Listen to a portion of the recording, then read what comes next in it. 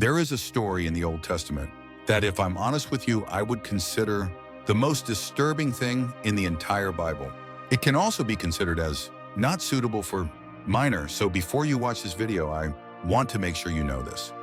Video is not suitable for all ages, and the past story I am referring to is found in chapters 19 through 21 of the book of Judges. Many people are familiar with chapter 19 but didn't read the rest.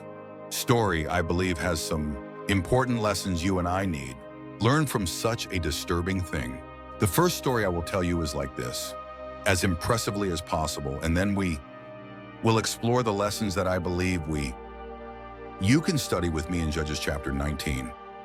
In chapter 19 verse 1, in chapter 19 verse 1, in a remote part of the hill country, Ephraim got a woman from Bethlehem, Judah's as his own.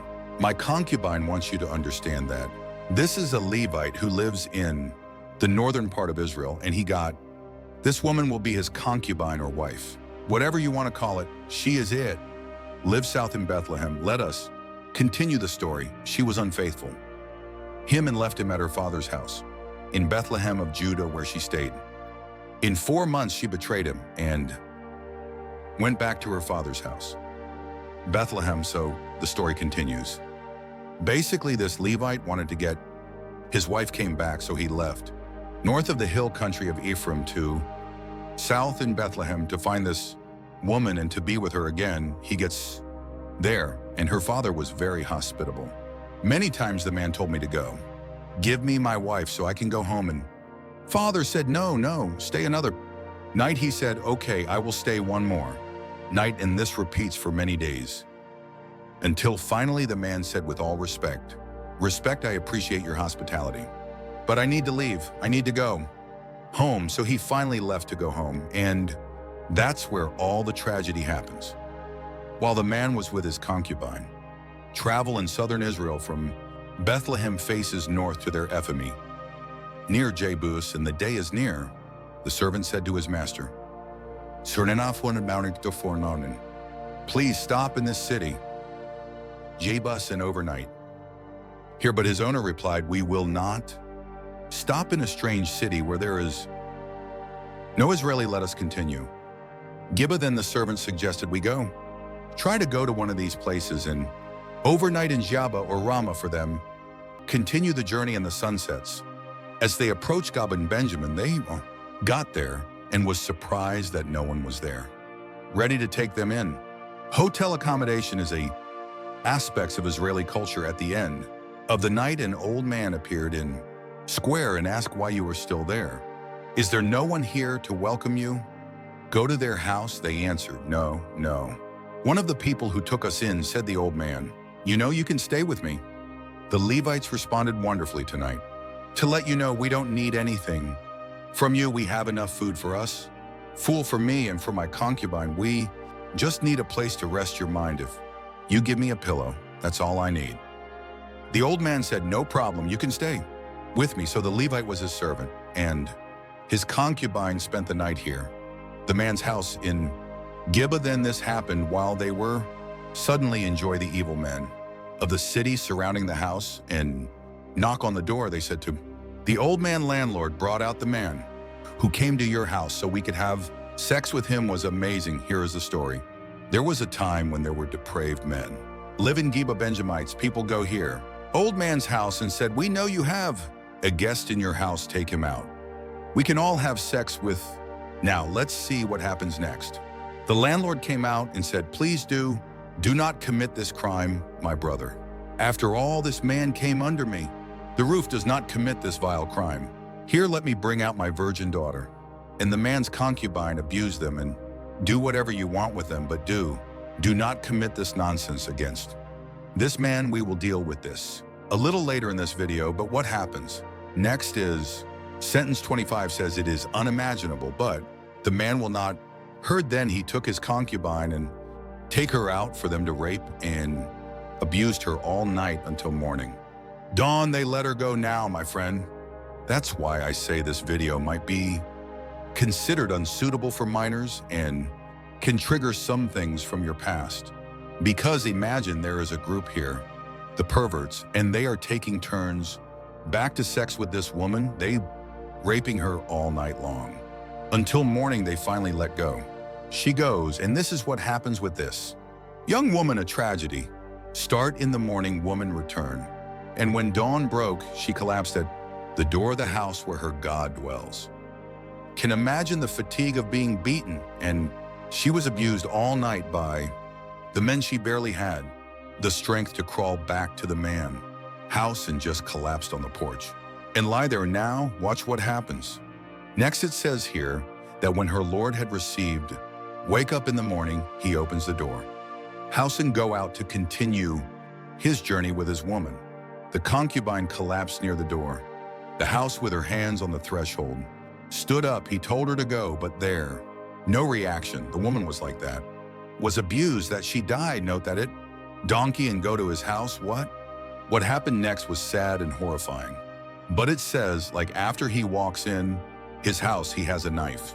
The concubine cut her into 12 pieces with her hands and feet, and then send her around the territory of Israel, all who see.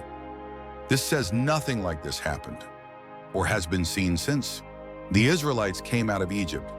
For now, think about it, discuss, and said this man brought his concubine to his house, cut her into 12 pieces and make sure attach a letter to each of his pieces. Concubine died and sent another part of her body for 12 tribes. Israel with a letter detailing exactly what was done by his own brothers.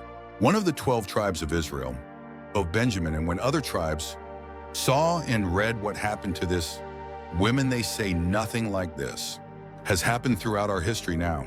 There is more to the story. Chapter 20 and 21, so I want you to wait, but here is where I want to start looking at some lessons we can learn from this first. The lesson here is when there is none responsibility in our lives, we tend to strongly deflected. Look at Judges 19:1, which we read before, but I will read it again. In those days when there was no king in Israel, you and me, when we are not, take responsibility without fear. Have to explain myself either. Be responsible for our decisions, and actions tend to easily cause bad things. Decisions because we think we can make them. These decisions in isolation without must answer to anyone else, and that is exactly what is happening in Israel. There is no king, but there is law. People do not respect the law, is not executed, and as a result, they finally did something. Probably never imagined they would address is that we need to make sure that we treat every human being as a carrier. Image of, my God, this is the man who is saying it will happen. Wrong when they want to do whatever they want with this man, but they can do what they do. Want with my daughter and with him. His concubine's thoughts are life. And this man's virtue was more than that. More valuable than his daughter and this man's concubine we need to do. Sure, and that's why seeing doesn't fit. Beautiful scenery and things like that. We must make sure not to do that. If you want to stop watching that stuff online, you shouldn't watch. And you know what I mean? I want you to see every girl you are looking at is like a pregnant person.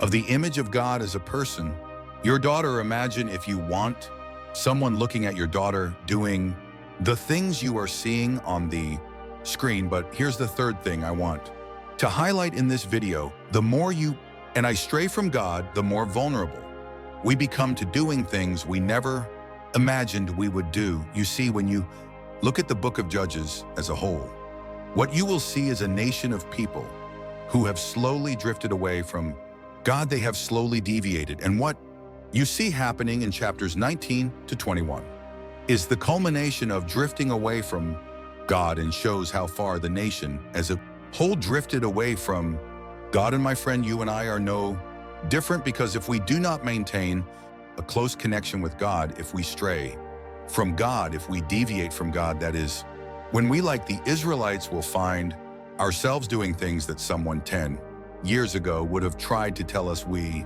would do, and we would have been convinced that there was no way we would do those things. There's no way I'll get a divorce. There's no way I'll have an affair. There's no way I'll be fired from my job because they found me watching something. online, there's no way I'll be smoking marijuana or whatever. The further you stray from God, the more vulnerable you become to committing that sin. Now, the story doesn't end in chapter 19. I wish it did. But in fact, it gets worse, because what happens now in chapter 20 is a civil war among the 11 tribes of Israel, and they are fighting against the tribe of Benjamin, because it was the tribe of Benjamin that committed that atrocious act of sin against one of their own Israeli brothers. So I encourage you to read in detail chapters 20 and 21. But to summarize, there is a huge battle. Thousands and thousands of lives were lost as a result of that battle from both sides. And what ends up happening is that only 600 Benjamite men remain. Then in chapter 21, the other 11 tribes begin to feel bad or pity for the tribe of Benjamin, because they are essentially worried that this tribe of Benjamin is going to become extinct, since there are only 600 men left alive, but no Benjamite women for them to marry and reproduce. Now they have another problem, because now they are worried that one of their 12 tribes of Israel is going to become extinct. This leads to my fourth lesson. Every bad decision we make has consequences that we cannot choose. Although what these Benjamites did was, Psi 11 other tribes are coming and actually fighting and killing them, was a decision they made, and now they have to deal with the outcome of that decision. And the Benjamites also have to pay for the outcome of their bad decision. Listen, you can choose your sin, but you can't choose your consequences. Every decision you make has consequences. And the problem is, personally, you and I cannot choose those consequences. So what happens is that the Israelites go and kill men from this clan called Jabesh Gilead, and there are 400 women who have never been with a man. Then they take these 400 women and give them to 400 of the 600 Benjamite men, so these men can reproduce. But what's the problem? Simple math. There were 600 Benjamite men who couldn't find wives, because all the wives had been killed, and 400 of them now have a wife given to them from the clan of Jabesh Gilead. So the problem is that there are now 200 men from Benjamin who do not have wives, and that's why I said that a bad decision resulted. Another thing that happened next was these Israelis basically say, you know what? We all swore we couldn't give our daughters to any of the Benjamites, but it says nothing about if they are taken. So what happens is that they have to make another bad decision and say, you know what, this is what the Benjamites need to do. Send a message and say, look, there's a festival coming up, a feast, and basically some of our daughters are going to be dancing and having fun at this feast. Technically, we cannot give our daughters to you because we made a vow, but if you find them and kidnap them, that's on you. If you find them and kidnap them, we'll be free from that vow, because technically we didn't give our have a wife and reproduce. So they have this feast, and essentially these 200 Benjamite men go and steal and kidnap these women while they are dancing at a party and take them back as their wives. Personally, I know this is a crazy story, and I tried to summarize it as quickly as I could, but the point is this: one bad decision often leads to another, and all kinds of bad decisions affect other people. Go through this story again and see how many people were negatively affected by one bad decision. Some of the Benjamite men deserved what happened to them, but most of the people in Benjamin had nothing to do with it and died in battle. The people of Jabesh Gilead died.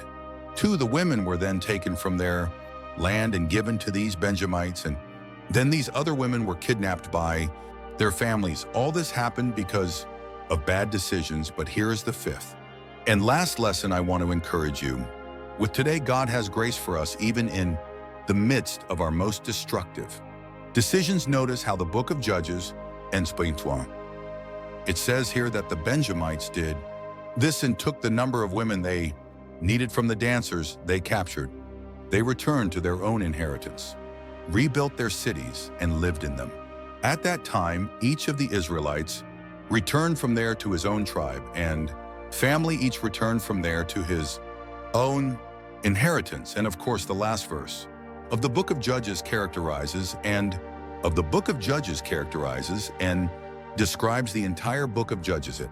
No king in Israel, as everyone did what was right in his own eyes, my friend.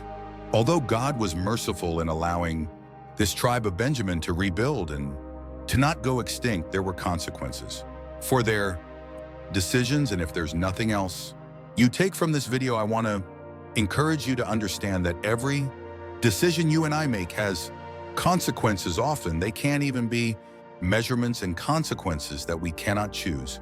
See you in the next video. Bye. God bless you.